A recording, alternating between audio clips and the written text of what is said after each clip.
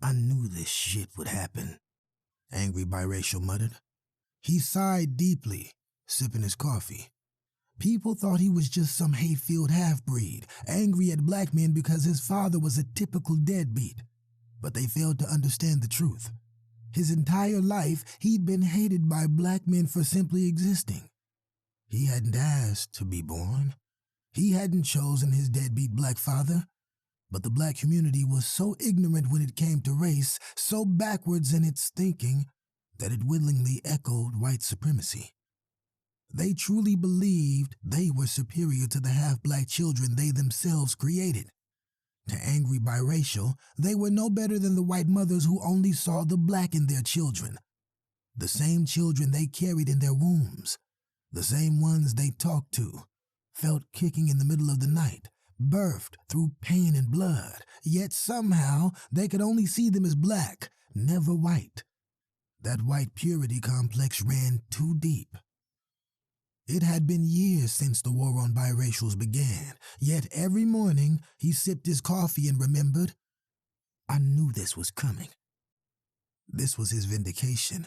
They mocked him when he warned them, laughed when he stocked survival food and ammo, called him paranoid when he fortified his home.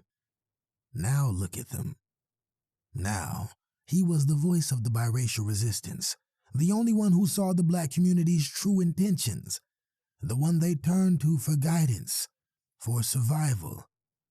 He took another sip, then logged into his podcast system. This was his life now. He lived in fear for his children. Despite marrying a beautiful black woman, his kids still looked mixed. His wife, darker skinned, was the only one safe to move throughout the world without being hunted. Everyone else in the house had to live like ghosts. He sighed and switched on his microphone. The revolution won't be televised, brothers and sisters, he boomed. But it will be on my podcast.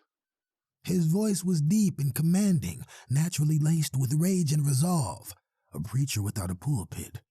His sermons weren't about God, they were about survival.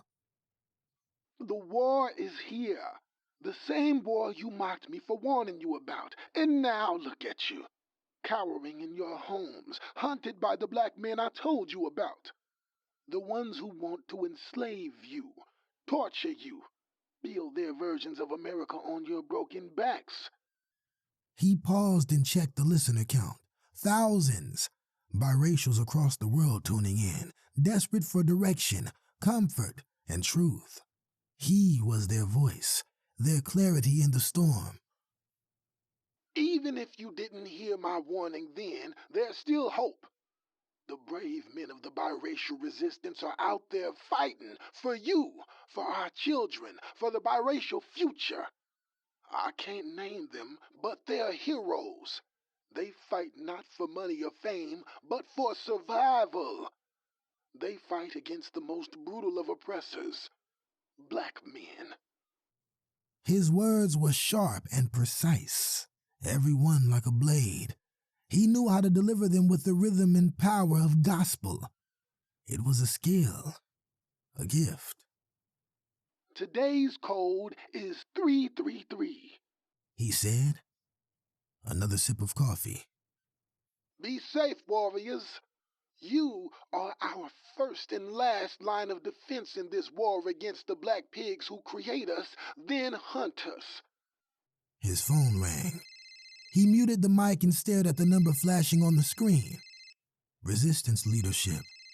The ones who made the calls. He played a song for his listeners and answered. Sir, he said. Silence on the other end for a beat. We've got word of a major attack on one of our safe houses. Put out code 142, priority alert. All available resistance must respond, the man said. Angry Biracial's stomach turned. How did they find it? These weren't just safe houses, they were debrief sites, triage centers for rescued biracials, and worse, they were the front lines in the search for the island. The island where the cult operated, the island where the Messiah lived, The resistance dreamed of putting his severed head on a pike and broadcasting it to the world. Unfortunately, Jesse, the general continued, we have many biracials who side with their black oppressors, or who break during torture.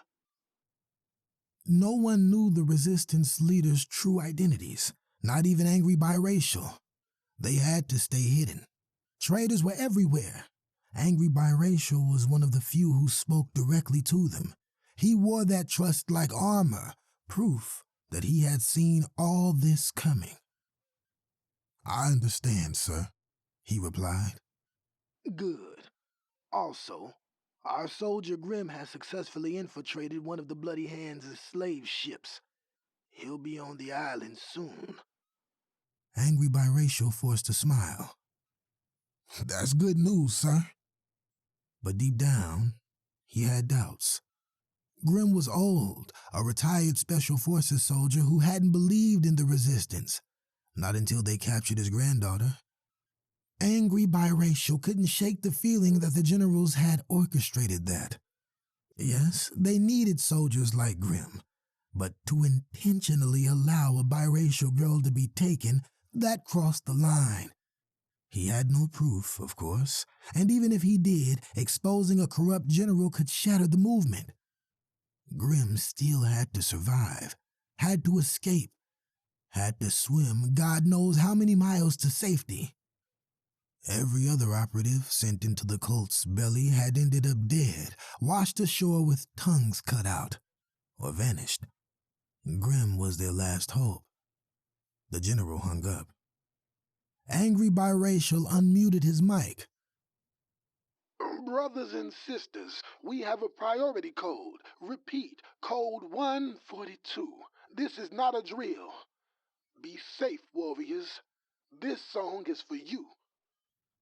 He played the song that always meant war was coming. The listener count climbed higher. Tens of thousands. He knew many were enemies. Black cultists trying to decode their signals. Government agents monitoring him. That part infuriated him the most. The U.S. government allowed this cult to operate, allowed them to kidnap biracials in broad daylight. The feds stayed out of this war. Why? What did the Messiah have on them? How deep did the money go? Daddy? A soft voice cut through his thoughts. He turned, smiled. His youngest daughter stood there, the only one of his 5 kids who looked like her mother, the only one safe. Yes, baby, he said. She ran to him, wrapping her arms around his waist.